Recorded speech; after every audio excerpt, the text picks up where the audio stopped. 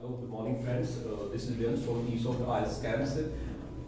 आज हम क्लास को स्पोकन क्लास को थोड़ा और आगे बढ़ाते हैं और हमने पहले ऑलरेडी जो सेंटेंस को बनाने की स्ट्रक्चर के बारे में बात की थी, जिसमें हम थर्ड नंबर से सेकंड तक पहुंचे, फिर सेकंड से फर्स्ट तक पहुंचे। फर्स्ट में डूअर होता है, सेकंड में उसका एक्शन होता है, थर्ड में वो किस एक्शन को किस वे में करता है उस तक हम पहुंच गए हैं। तो आफ्टर दैट मैंने कुछ आपको अदर वर्ड्स भी ऐड करने बताए थे, जिसमें टीपीटी, प्लेस, पर्सन और पर्सन, प्लेस एंड टाइम, ये किस तरह से यूज करते हैं ये भी मैंने आपको बताया था, जिससे आपका सेंटेंस थोड़ा अट्रैक्टिव लगता है, थोड़ा सा लेंथी हो जाता है। और यहाँ पे मैं एक्स्ट्रा वर्ड्स जो भी होंगे वो मैं लिखता रहूंगा, जो जो बीच में से बोलते हैं वो वर्ड्स हम लिखते रहेंगे।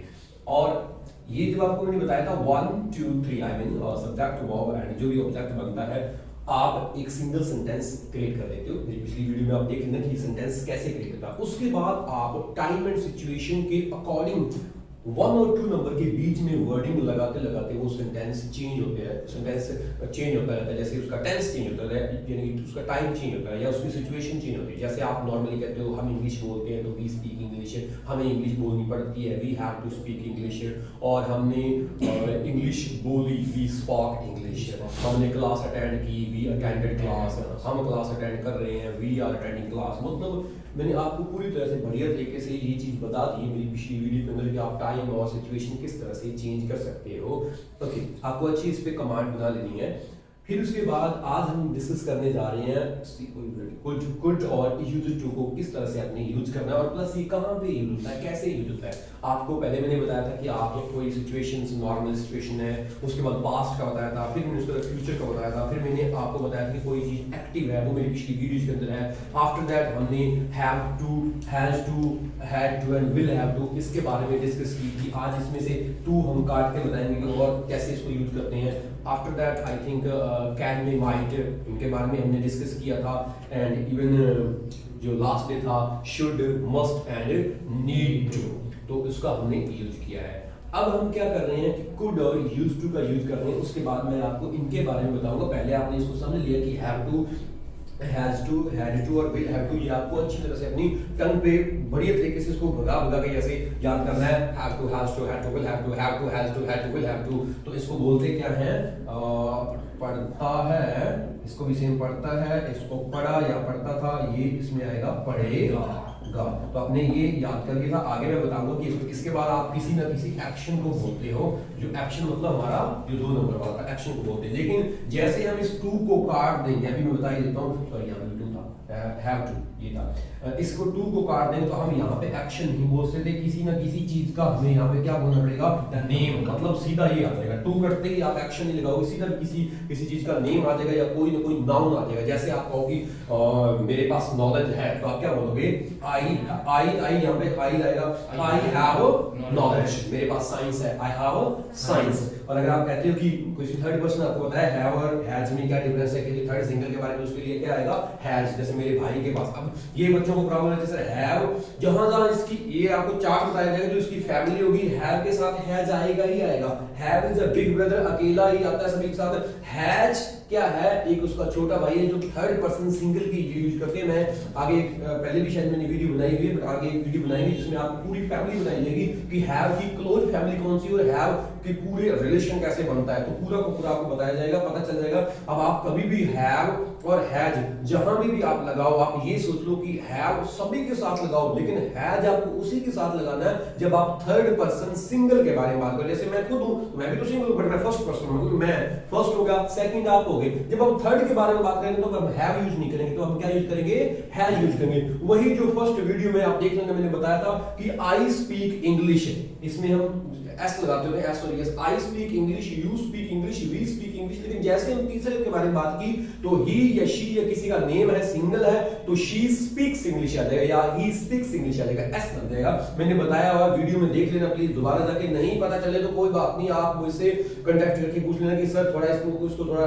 और इलैबोरेट करो, अच्छी तरह से विद एग्जांपल बताओ, तो मैं आपको बता दूंगा। I think there will be no problem. तो हमने अब देखो अभी मैंने क्या किया है, हमने हैव वाले सिर्फ दो सीखे हैं। पहले वाला था have to, has to, had to, will have to, मतलब हैव फैमिली। हैव की जो फैमिली है वो क्या क्या है, have to, has to, had to, will have to. लेकिन हैव की जो बिल्कुल क्लोज फैमिली है वो सिर्फ यही है, हैव टू और हैज टू, मतलब हैव और हैज दो, क्योंकि ये तो आगे चाचा ताया जैसे अपने होते हैं उसकी तरह मान लो, और ये हैव और हैज दोनों सगे भाई मान लो, ये मान लो। आगे टू हट गया तो सभी में टू हटाना पड़ेगा, सिचुएशन चेंज हो जाएगी। अब देखो टू हटते ही ये पढ़ता में नहीं रहेगा, ये रह जाएगा, ये कैसे आ जाएगा, ये भाई ऐसे आ जाएगा, पास है या मेरे हैं, या मेरे हैं, या किसी के भी के हैं भी में आ जाता है, के हैं भी आ जाता है, या पास है भी आ जाता है, इसमें भी पास था या के थे, जो भी है ये भी पास होगा। अब आप कहोगे सर ये वो पास होगा, वो फेल पास वाला मत समझे ना। कैसे आप जैसे मैं 10th में पास होऊंगा तो आप उसको आई हैव इन 10th, जो भी आप बोलो 10th में, ऐसा नहीं है वो पास। ये पास का मतलब हुआ ये देखो, पहले वाला मैंने कंपल्सन किया था हैव टू वाला, अब इसको काट देता हूं कि कंपल्सन में मैंने टू काट दिया ना। अभी इससे पहले कंपल्सन मजबूरी वाला था, जो मैंने हैव टू, हैज टू भी लागू था, उसको मजबूरी कहते हैं। वो तभी लगता है जब आप खुद नहीं चाहते किसी और को, मतलब आप और के कहने पर, जैसे आपने कहा सर मैं कल क्लास नहीं आ सकता, मतलब मैं आना चाहता हूं मैं नहीं आ सकता क्योंकि मुझे सर गंगानगर जाना पड़ेगा। अब ये पड़ेगा शो कर रहा है कि भाई आपकी ये मजबूरी है, अब आपको सर मुझे घर रहना पड़ेगा, कोई घर पे नहीं है, मतलब इसे कहते हैं पड़ेगी, आपकी मजबूरी है, बट आप उसको बोलते हैं कंपल्शन, जिनके साथ क्या लगता होता है टू। एक तो सीधा कहते हैं मैं घर पे रहता हूं, आई लिव एट होम, लेकिन मुझे घर पर रहना पड़ता है, I have to live at home, मुझे घर पे रहना पड़ेगा, I will have to live at या स्टे एट होम, जो भी आप कहोगे स्टे एट होम, मुझे घर पे रहना पड़ेगा। अब आगे बात कर लेते हैं, अभी मजबूरी में मैंने टू सारे काट दिए, वो मजबूरी भी कट गई। अब रह गया have, has, had, will have, ये पूरी इसकी फैमिली है।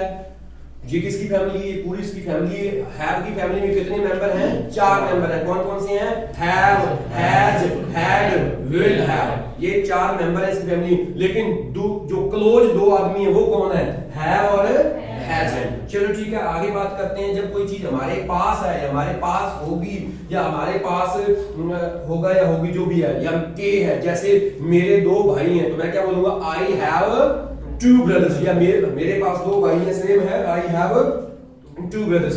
लेकिन किसी और के थर्ड पर्सन सिंगल के बारे में बात करेंगे तो हैव नहीं आएगा, क्या आएगा वहां पे, हैज आएगा। जैसे मेरे भाई के पास 2 सब्जेक्ट हैं, या मेरे भाई की कार है, तो कार है या के है, जो भी है, तो मेरे भाई की कार है, या मेरे भाई के पास 2 क्या बोलते हैं सब्जेक्ट्स है, माय ब्रदर हैज 2 सब्जेक्ट्स है। तो ठीक है, मेरे भाई के पास कार है, उससे आ जाएगा my brother has a car. तो आगे बढ़ते हैं पोजीशंस पे, आगे से जस्ट ठीक है।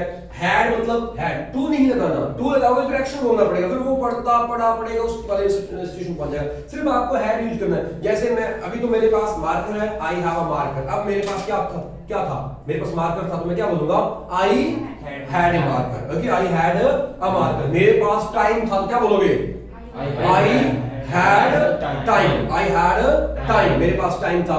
तो आगे जो भी आप ऐसा बोलोगे पास था तो हैड लगाओगे, अगर पास होगा मेरे पास भी मौका होगा, आई विल हैव अ अपॉर्चुनिटी या चांस, जो भी आप चांस बोलो, चांस है, मेरे पास चांस होगा तो विल हैव। तो ठीक है, हमने इसके बारे में बात कर ली। आई होप आपको ये चीज समझ में आ गई होगी कि किस तरह से किसी चीज को बोलते हैं। अब हम बात करते हैं कुड।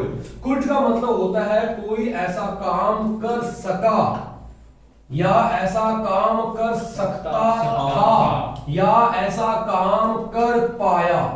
ये 3 चीजें होंगी भाई। इसके बारे में मैं आपको बताऊंगा, सकता था 2 वे में यूज होगा, ये 2 वेज में यूज होता है। कैसे, मैं अभी आपको आगे बताऊंगा, पहले मुझे ये बता दीजिए कुछ। जैसे मैं समय पर क्लास पहुंच सका, I could reach the class on time या in time, I could reach the class on time या इन टाइम, मैं समय पर क्लास पहुंच सका। मैं समय पर क्लास जा पाया, I could go to the class on time, I could go to the class on time. जा पाया या जा सका एक ही बात होती है, कुड लगाओगे।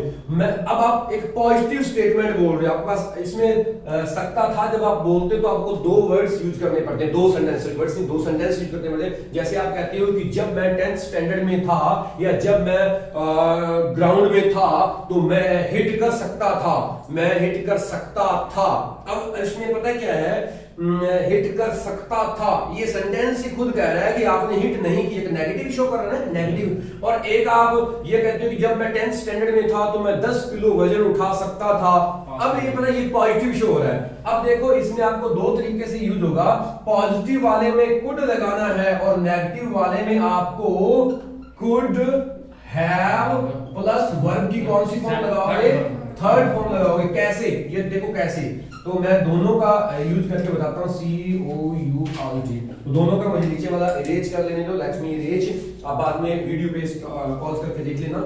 तो ओके, तो अभी मैं देखता हूँ कि कुड का कैसे यूज करना है। जब मैं 10th स्टैंडर्ड में था, okay, when I was in 10th standard, okay standard, तो आप क्या कर सकते थे, मैं 50 किलो या 20 किलो 30 किलो जो भी है, या मैं 1 घंटे में बुक पढ़ दिया करता था, बुक पढ़ सकता था, दिया करता था नहीं, बुक पढ़ सकता था। तो आप बोलोगे when I was in 10th standard I could read I could read a book within 2 hours, within 2 hours।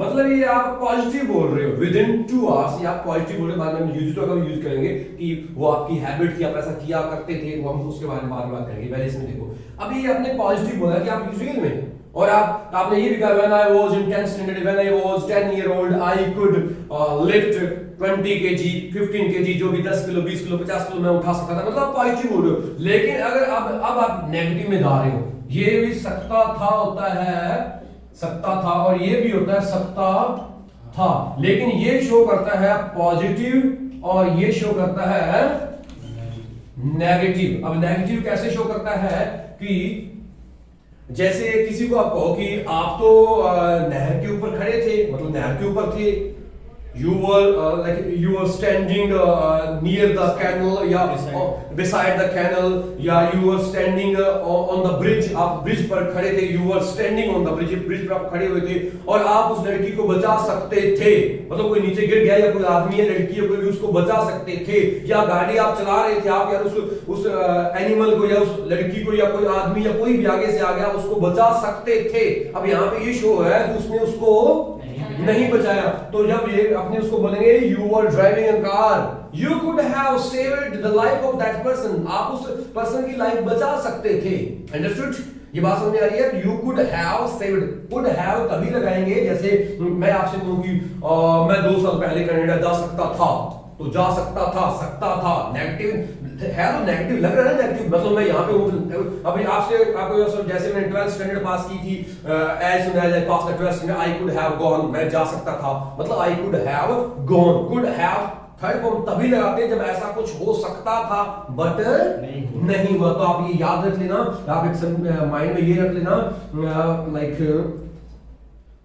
Yes when I passed, क्या पास्ड की 12th क्लास, जब मैंने +2 पास की, जो भी +2 किया, और आई पास 12th स्टैंडर्ड, या when I cleared completed 12th standard, I could have gone, कहां जा सकते थे, जो भी आपने I could have gone to Canada, मैं कनाडा जा दिया। या कुछ ऐसे कहते हैं जो भी कई बीए कर रहे हैं, एमए कर रहे हैं, वो कहते हैं मैंने 10th स्टैंडर्ड मैंने पास की तो मैं इंग्लिश बहुत तेजी से बोल सकता था, पॉजिटिव बोल रहे हैं ना। तो वो कह रहा है when I was in 12th standard I could speak English fluently, मैं इंग्लिश फ्लुएंटली बोल सकता था, और तब मैं 8 बैंड प्राप्त कर सकता था। वो at that time I could have received या गॉटन या गॉट कितने बैंड, 8 बैंड प्राप्त कर सकता था। तो मतलब जब आपको लगे कि आप ऐसा कर सकते थे बट आपने नहीं किया, तो आप could have plus third form लगाओगे। और अगर आप पॉजिटिव है कि आप ऐसा कर सकते थे, वो पॉजिटिव है, तो आप सिर्फ क्या लगाओगे, कुड,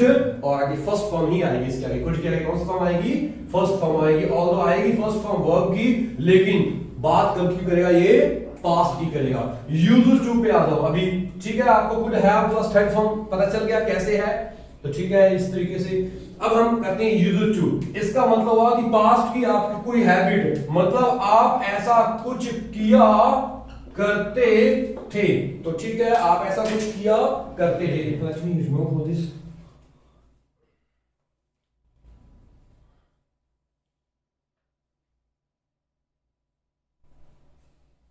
ये मैं एक बार रिमूव नहीं करूंगा, मैं आपको बताता हूं। तो अब देखो सेंटेंस सेम रहेगा। When I was in 10th standard, जब मैं 10th क्लास में था, I could read a book with in 2 hours, मैं 2 घंटे में एक बुक पढ़ दिया करता था।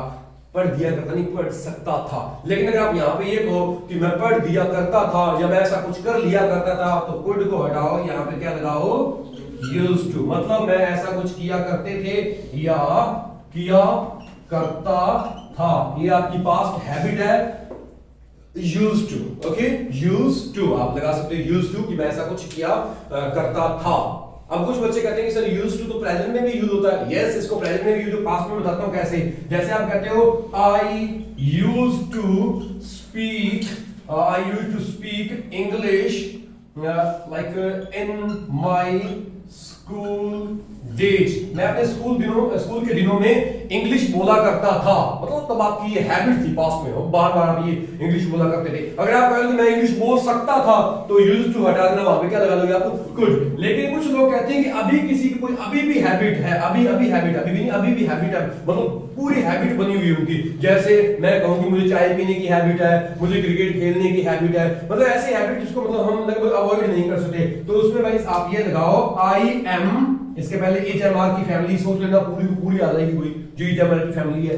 आई एम यूज्ड टू, इसमें आपको ING लगाना पड़ेगा, यूज्ड टू प्लस ING जो भी वर्ब आएगी, इसका मतलब हुआ कि मुझे अभी ये आदत है। जैसे मैं कहूं कि मुझे चाय पीने की आदत है, तो मैं क्या बोलूंगा, I am used to taking tea, drinking T.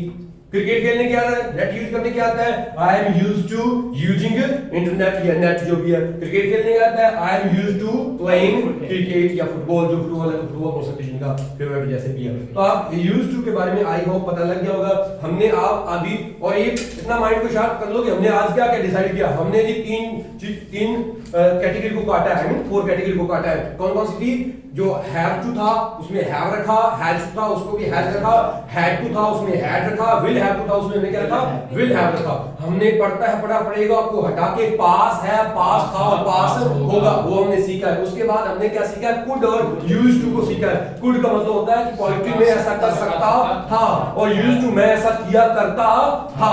अब कुड पे और बात करते हैं।